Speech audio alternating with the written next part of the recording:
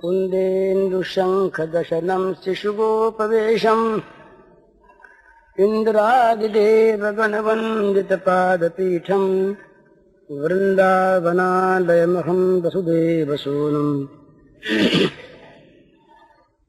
नवजलधरवर्णम् चम्पकोद्भासिकर्णम् विकसितनलिनास्यम् विस्फुरन्मन्दहास्यम् कनकरुचिदुकूलम् चारुबर्हावचूलम् कमपि निखिलसारम् नौमि गोपीकुमारम्।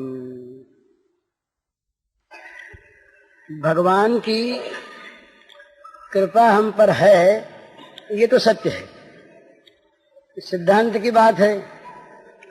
भगवान की कृपा अनंत है, असीम है, अपार है, नित्य है, निर्बाध है और सब के लिए है। उस कृपा से हमें जो लाभ नहीं मिल रहा है, इसका प्रधान कारण यही कहा जाता है कि कृपा में हमें विश्वास नहीं है। ये भगवान ने साफ शब्दों में कहा, बिना किसी हिचक के, सुहृदं सर्वभूतानां ज्ञात्वा मां शान्तिमृच्छति। समस्त भूत प्राणियों का किसी भक्त के भगवान सुहृद हों, किसी भक्त पर कृपा करें, अभक्त पर न करें, किसी पुण्यात्मा पर कृपा करें, पापात्मा पर न करें, देवता पर कृपा करें, मनुष्य पर न करें, पुरुष पर करें, स्त्री पर न करें, ऐसी कोई भी इसमें बाधा नहीं है, कोई कैद नहीं है। सर्वभूतानां, समस्त प्राणियों पर, जो भी प्राणी है, केवल मनुष्य ही नहीं, प्राणी मात्र पर भगवान का स्वाभाविक सहज सौहार्द है। माने वो सब पर बिना ही कारण कृपा करते हैं, और कृपा ही नहीं करते, प्रेम करते हैं। कृपा की अपेक्षा भी प्रेम का सामीप्य और अधिक है। कृपा में तो कभी अकृपालु भी हो सकता है आदमी किसी कारणवश, पर जहाँ सौहार्द है, जहाँ हृदय में वेदना होती है, वहां पर भूल नहीं होती। तो भगवान की कृपा सब जीवों पर समान भाव से नित्य निरंतर है, ये भगवान ने स्वयं कहा। और दूसरी बात भगवान ने ये कही कि इस कृपा को, ये जो मेरा सौहार्द है, ये जो मेरा प्राणी मात्र के प्रति जो प्रेम है, इस बात को, इस प्रेम को जो जान लेता है, तो जानते ही उसको शांति मिल जाती है। तो ये भगवान के वाक्य हैं, तो भगवान के वाक्य मिथ्या है नहीं। भगवान जो कुछ कहते हैं, या तो हम उसका अर्थ नहीं समझे, और या जैसा भगवान कहते हैं वैसा हम बने नहीं। तो इसमें सबसे बड़ी चीज जो बीच में आई वो जात्वा है, जात्वा। ये भगवान सबके सुहृद हैं, इस बात को हमें जानना चाहिए। किसी के कोई मुकदमा लगा हो, किसी पर कोई विपत्ति आई हो लौकिक, और यदि राजा की बात अलग रही, हमारे प्रेसिडेंट आजकल पंडित जी महाराज हैं, उनकी बात अलग रही, जिले का कलेक्टर यदि कह दे कि हम तुम्हारे मित्र हैं, हम तुम्हारा भला करने पर तत्पर हैं, तुम डरो मत, तो जितना भी वो विपत्ति का भय होगा, वो कलेक्टर की इस वाणी से, उसके आश्वासन से मिट जाएगा और हमें शांति मिल जाएगी, स्वाभाविक। और यदि किसी को नेहरू जी चिट्ठी लिख दें आज कि भाई तुम किसी प्रकार से घबराओ मत, हम तुम्हारे हैं, तब तो फिर संदेह रह ही नहीं जाए, फिर तो तमाम हमारा काम बन गया। ये लौकिकता में भला नेहरू जी भूल भी जा सकते हैं, नेहरू जी के विचार भी बदल सकते हैं, परंतु परमात्मा इनका मत नहीं बदलता। ये भगवान ने कहा कि मेरा जो मत है वो नित्य मत है। भगवान का स्वभाव नहीं बदलता, भगवान का धर्म नहीं बदलता। वो जैसे हैं वैसे ही हैं और वैसे ही रहेंगे। तो सुहृदम सर्वभूतानां ज्ञात्वा माम शांति मृच्छति, इसमें जो भगवान ने कहा कि मैं समस्त प्राणियों का सुहृद हूं, इस बात के जान लेने पर शांति मिल जाती है। तो अगर हम जान लेते भगवान की हम पर बिना कारण अहेतु की कृपा है, भगवान हम पर अकारण स्नेह करते हैं, ये बात हम जान लेते तो क्या होता, हम उनके चरणों पर लुट पड़ते। स्वाभाविक भगवान ने ये कहा श्रीमद् भगवद गीता में कि जो मुझे पुरुषोत्तम जान लेता है वो सब प्रकार से मुझे ही भजता है। सर्वविद भजति माम सर्वभावेन भारत। तो हम उन्हें पुरुषोत्तम जान लेते, हम उन्हें कृपालु दयालु कृपा सागर जान लेते और समझते कि वो हम पर उनकी बड़ी कृपा है। तो हमें एक बात बहुत ध्यान में रखने की है, किसी भी अपने से बड़े अपने से महान शक्ति वाले के प्रति अगर हमारा विश्वास हो जाए कि वो हमारा है, उसकी हम पर बड़ी कृपा है, बड़ा उसका स्नेह हम पर है, तो स्वाभाविक चिंता और भय दूर हो जाते हैं। और ये स्वयं भगवान कहते हैं।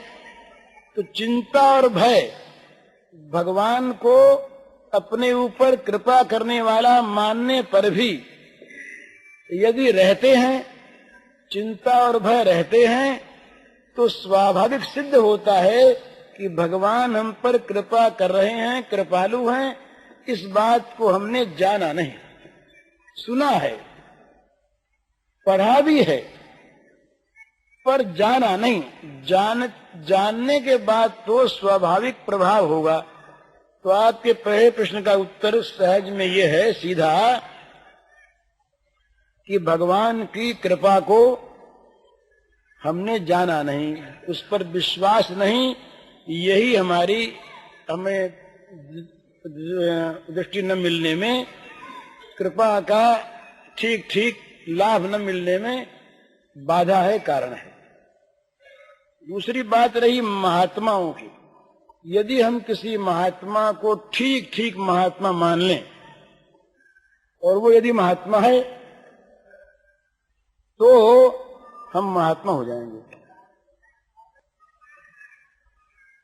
ये या महात्मा से भी महात्मा का जो कुछ फल मिलना वो मिल जाएगा। जैसे ये नियम है कि लोहा अगर पारस को छू जाता है तो सोना बन जाता है।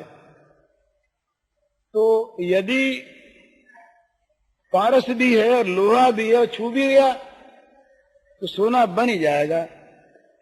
अब उसमें अगर सोना नहीं बनता तो तीनों में कोई न कोई कसर कहीं पर है।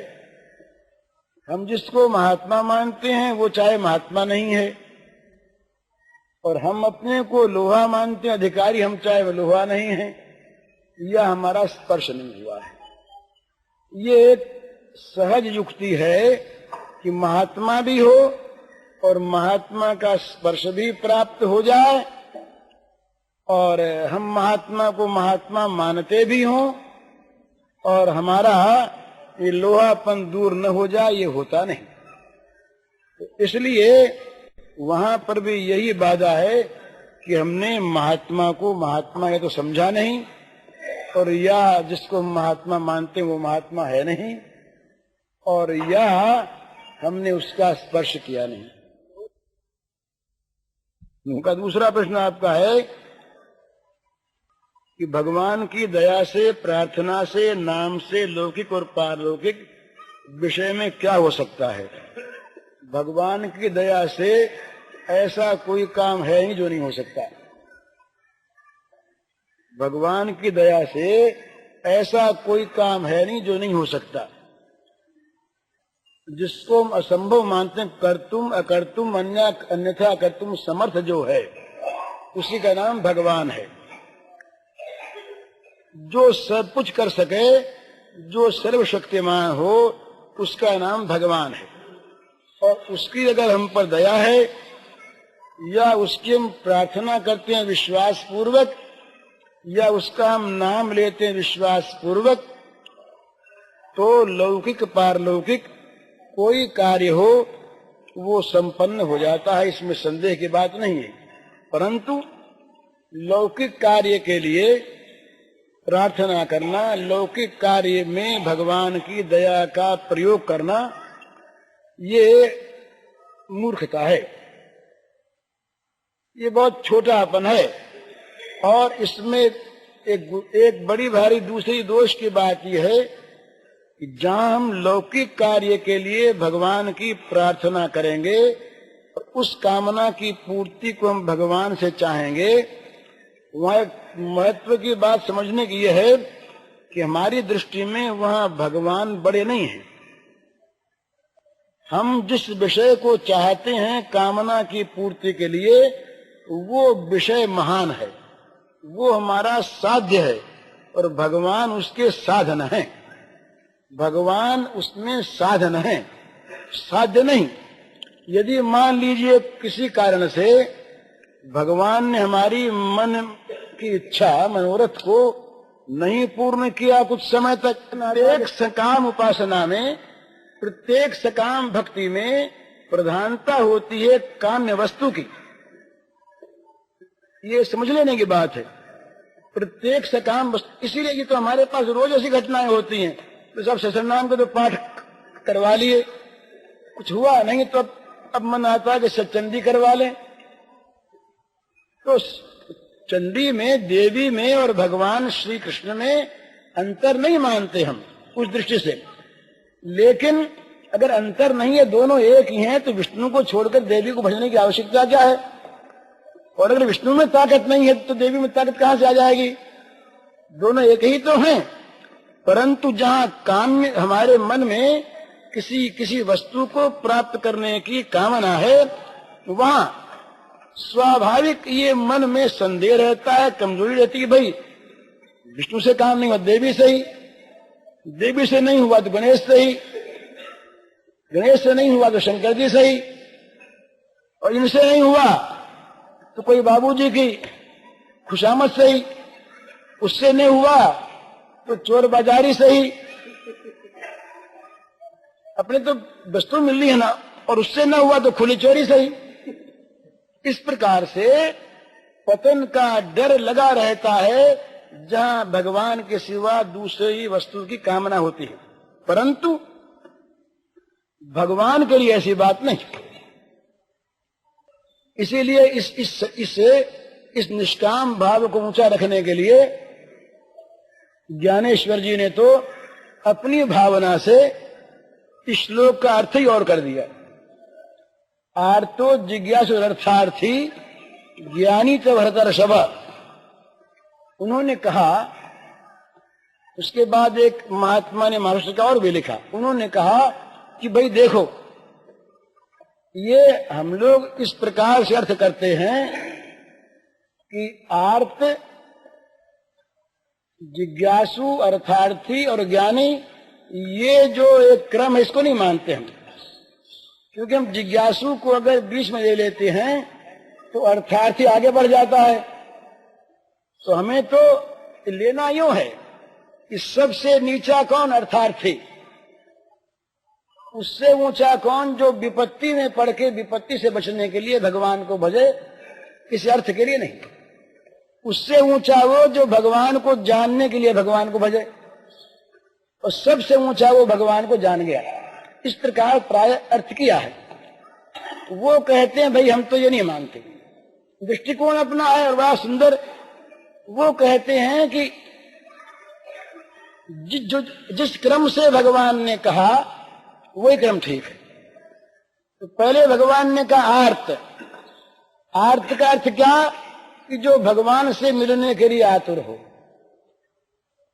वो आर्त। जो भगवान को जानने के लिए आतुर हो असली आर्त वही है। जगत की जो आरती है यह आर्तपना है, और इस आर्तपने को लेकर हम जगत की वस्तुओं को मांगते हैं, चाहते हैं। ये तो अगर हम कुमार्ग में गए तो नरक में ले जाएगा, तो ये आरती नहीं है।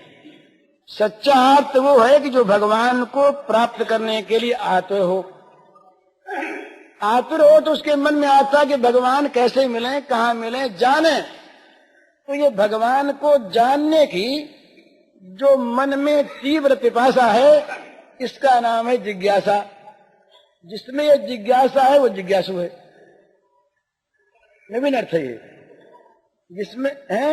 जिसमें ये जिज्ञासा है वो जिज्ञासु है। आर्त है भगवान को प्राप्त करने के लिए, आतुर है। अब नहीं मिले तो पूछता है भाई कैसे मिले, कहाँ मिलेंगे, और ये आरती होती है। जब आर्त मनुष्य होता है किसी वस्तु के लिए तो कहाँ मिले खोज करता है, सब करते हैं।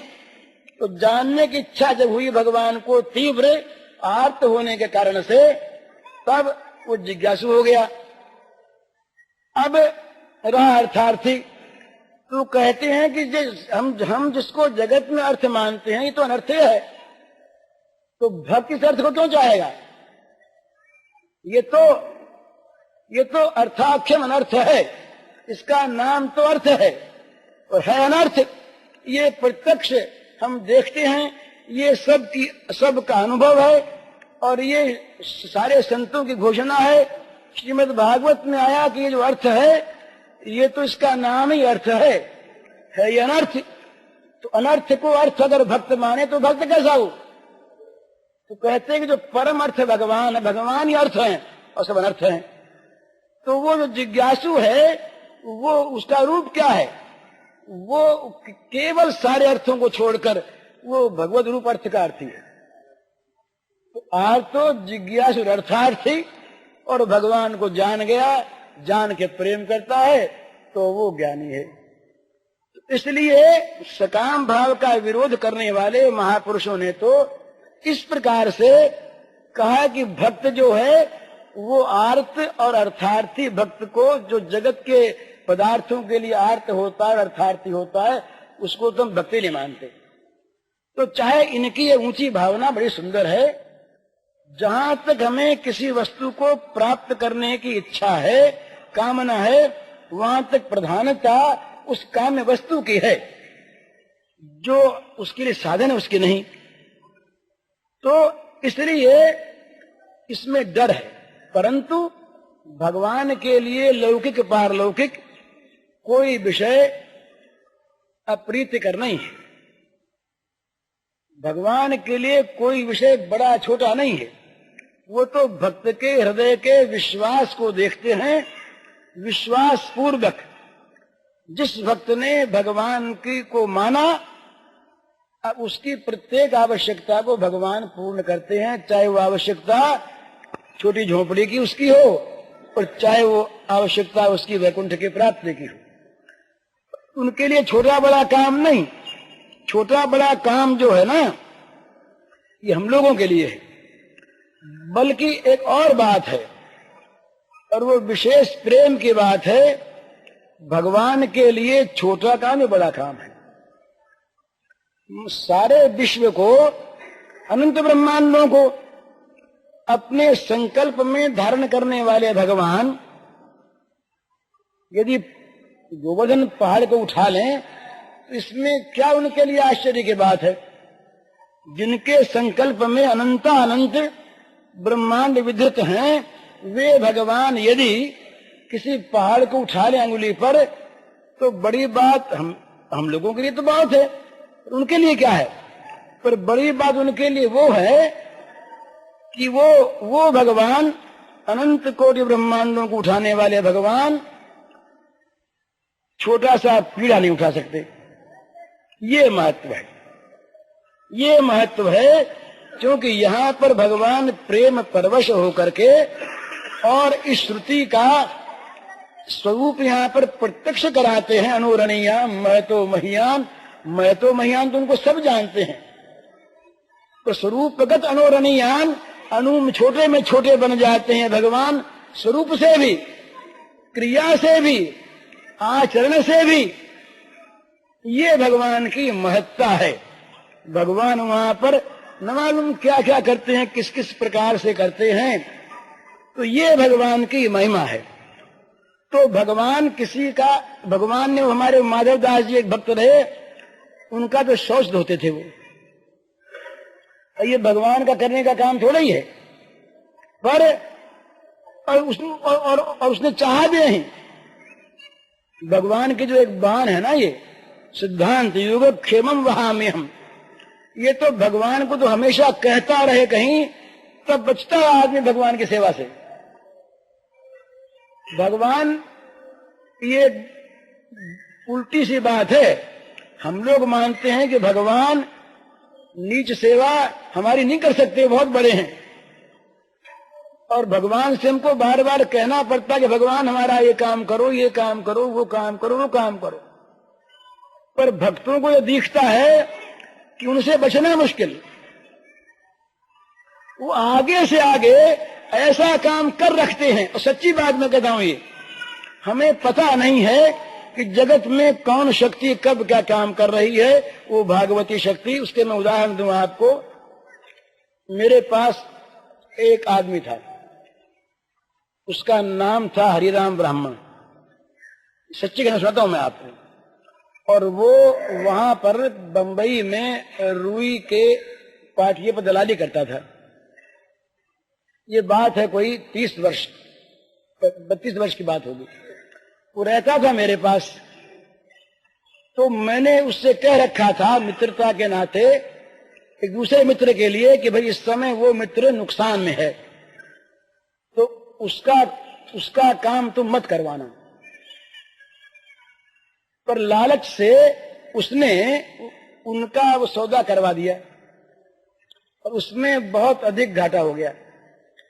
शनिवार की बात है, सोमवार को उसका भुगतान होना है। तो शाम को मेरे पास आया, रोने लगा। तो मैं उनसे पूछा कि भाई क्या बात है। उसने कहा कि आपने तो रोका था और मैंने बात मानी नहीं, और मैंने काम करवा दिया। मेरे पास उतने रुपए थे नहीं। तो मैंने कहा भाई मेरे पास रुपये है नहीं, अब मैं क्या करूं। तो बोले उसने कहा मैं क्या करूं। मैंने कहा रो, तू क्या करे, अब तूने क्यों काम करवाया। तो उसने कहा कहां रो। मैंने कहा रो भगवान के सामने। ऐसे ही कोई सिद्धांत रूप से नहीं कहा। तो न मालूम क्या वो जा करके हमारी गद्दी में, सच्ची कहना सुना रहा हूं, एक कोठरी है, उसमें जाके बैठ गया। उसने किमाले बंद कर ली। उसने क्या किया, कैसे रोया, वो कोई भक्त नहीं था, उसमें अच्छे आचरण नहीं थे, वो झूठा भी था। उसने क्या किया मालूम नहीं। मैं बाहर बैठा, इतने में मेरे पास एक सज्जन का टेलीफोन आता है, वो अभी हैं। उनका फोन आता है कि भाई जी घूमने को जाएंगे क्या। मैंने कहा हाँ चलेंगे। तो बोले मैं कार लेके आता हूं, आप रहिएगा। वो कार लेकर के आए, मैं उनके साथ घूमने गया। बेलाड पियर था उस समय, ये मेरिन ड्राइव नहीं बना था। तो उधर हम लोग गए, घूम घाम करके रात को 8 बजे लौटे। जब वो मोटर से मैं उतरने लगा तो वो मुझसे पूछते हैं कि वो हरिराम कहाँ है आजकल। अब वो क्यों याद, क्यों उनको याद आया। मैंने बात नहीं चलाई, और मेरे मन में वो याद भी नहीं था, मैं भूल गया था और बातों में। तो मैंने कहा वो रो रहा है बैठा ऐसे ही। तो उन्होंने कहा क्यों रो रहा है। तो मैंने कहा भाई ऐसी बात हो गई। अब वो बड़े पैसे के लिए मरने वाले आदमी थे धनी। उन्होंने कहा मुझसे कि भाई जी सवेरे आदमी भेज दीजिएगा, चेक मंगवा लीजिएगा। मैंने कहा चेक क्यों, किस बात का देते हैं आप। उन्होंने कहा मेरे मन में आ गई। मैंने कहा इसके बदले में कुछ नहीं मिलेगा आपको, और रुपया आवे ना आवे, रुपया आने की उम्मीद बहुत कम। तो उन्होंने कहा कि रुपया आने की उम्मीद हो ना हो, चेक मंगवा लें। वो तो इतना कह के गए। वो रकम मामूली नहीं थी, बहुत बड़ी रकम थी। दूसरे रात को हम लोगों ने, बेचारे कुछ 1-2 मित्र और थे, उनसे पूछा कि भाई क्या करें। रुपया उनसे मंगा लेना, उनके प्रेम का दुरुपयोग करना है, ऐसी भी भावना मन में आई।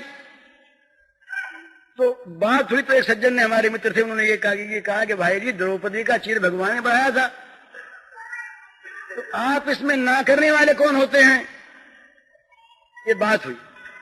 जिन सज्जन को घाटा लगा था उन सज्जन ने क्या किया, उनसे जब ये मालूम हुई, उन्होंने हैंड नोट लिखा और मकानों के पट्टे साथ दे करके भेजे ईमानदारी से। मैं जिन घाटा लगा था, दलाल ने नहीं,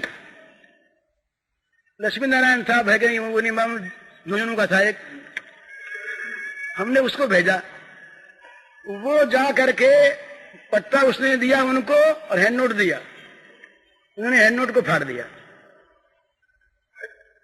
और पट्टे को लौटा करके उन्होंने चेक लिखा और चेक में रुपया नहीं भरा,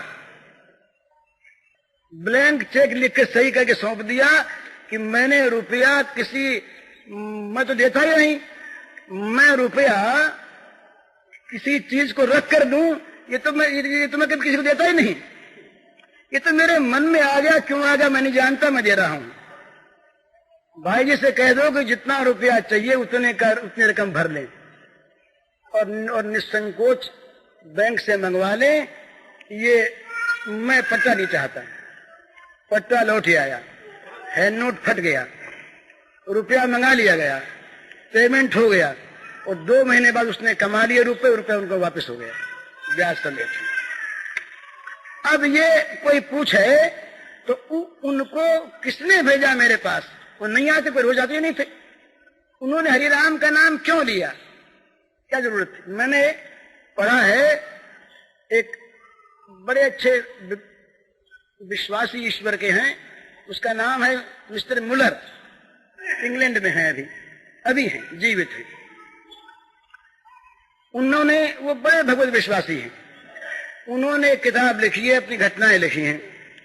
वो लिखते हैं एक घटना में कि एक जगह पर संतरा नहीं होता था और संतरा वहां से बहुत दूर दूर मिलता था कहीं। एक बुढ़िया बीमार थी, उसको किसी संतरा बताया तो क्या हुआ, वो सज्जन दूसरे स्थान से आए और जहाज पर चढ़ने के लिए चले जा रहे थे जेठी पर। दोनों तरफ भिखारी बैठे थे, तो उसमें एक बुढ़िया भिखारिन बैठी थी और दोनों हाथ ऊपर किए हुए थी, अंधी थी, आंख नहीं, यूं हाथ किए बैठी थी। तो वो सज्जन वहां से एक निकले, दूर से आए हुए, जहाज में बैठे जा रहे थे। उन्होंने देखा इसके हाथ ऊंचे हैं, उनके पास 2 संतरे थे, वो लाए थे कहीं दूर से 500-400 कोस से। संतरे उन्होंने हाथ में डाल दिए। वो उस समय संतरे के लिए प्रार्थना कर रही थी भगवान से, ये भगवान कहीं संतरा आ जाए तो मेरा ठीक हो जाए। ये प्रार्थना तो करती है अब, और भगवान ने 4 दिन पहले से संतरा वहां से 2 भेजा, नहीं तो आज पहुंचता नहीं यहाँ पर। आगे से आगे एक घटना और सुनाऊंगा आपको, सच्ची घटना, इनसे विश्वास होता भगवान में। कलकत्ते वाले जानते होंगे सर कैलाश चंद्र बोस को, डॉक्टर कैलाश बाबू जानते होंगे लोग। ये कैलाश बाबू की अपनी कही हुई बात है। उन्होंने कहा कि मेरी माँ बीमार, बुढ़ी माँ रात को मरना सन्न हो गई, अब मरे, ये माँ की दशा। तो मैं माँ के पास बैठा और मैंने माँ से यूं ही पूछ लिया कि माँ जी कोई चीज की मन में आपके हो तो मंगवा दें। अब माँ जी ने तो अजब चीज कह दी। माँ जी ने कह दिया कि भाई अंजीर मिलता तो खा लेती। अंजीर, ये आज से लगभग 50-55 साल पहले की बात है। उस समय हवाई जहाज नहीं था। उस समय बंबई कलकत्ते रेल जाने आने में लगते थे 4 दिन, और कलकत्ते में अंजीर मिलता नहीं था। अब तो बहुत मिलता है। तो इन्होंने आदमी भेजा, कहा 1000 रुपया लग जाए कहीं से अंजीर मिले। अंजीर नहीं मिला। तो कैलाश बाबू ने कहा कि मैं उदास हो गया कि मेरे पास इतने रुपए और माँ मर रही, और माँ की मामूली अंतिम इच्छा वो मैं पूरी नहीं कर सका। हे भगवान। अब बोले, मैं रोने लगा, भगवान को याद करने लगा। रात के 11 बजे मैं रो रहा, याद कर रहा भगवान को। रात के 11 बजे नीचे से एक जमादार ने आवाज दी डॉक्टर बाबू। तो मैंने सोचा कि किसी रोगी के यहाँ का कोई बुलावा होगा। मैं दुखी था तो मैंने झुंझला के कह दिया कि नहीं खोलेंगे किवाड़, हमारी माँ बीमार है। तो उसने कहा नहीं, जैसे कि बाबूजी एक विशेष जरूरी काम है। तो बोले, मैंने ये कहा कि भाई कोई बीमार हो किसी और डॉक्टर को बुलवा लो, मैं नहीं आता अभी। उसने कहा कि बाबूजी बीमार कोई नहीं है, मैं एक चीज लेके आया हूं। तब मैंने किवाड़ खोले तो वहां पर पहले एक फार्म था, त्रिभुवन दास हीराचंद कोई था, उनके पूर्वजों की कोई बात है। अब वो फार्म है कि नहीं मुझे नहीं पता। तो कहा कि बंबई से वो सेठ आए थे, रात को 8 बजे पहुंचे, तो सवेरे और रंगून जा रहे थे। उनके पास एक अंजीर की टोकरी थी, बंबई से लाए थे 4 दिन पहले। डॉक्टर से बड़ा प्रेम था, तो सोचा कि सवेरे तुम 6 बजे यहां से चले जाएंगे, ये रात को ही भेज दें। तो अंजीर की टोकरी लेकर के वो जमादार आया था। जब उसने मुझे अंजीर की टोकरी दी तो बोले, मेरे हृदय में तो मुझे तो भगवान से मिलने से बढ़कर आनंद हो गया। अब मैं नहीं सोचता, नहीं समझता कि ये व्यवस्था कैसे हुई।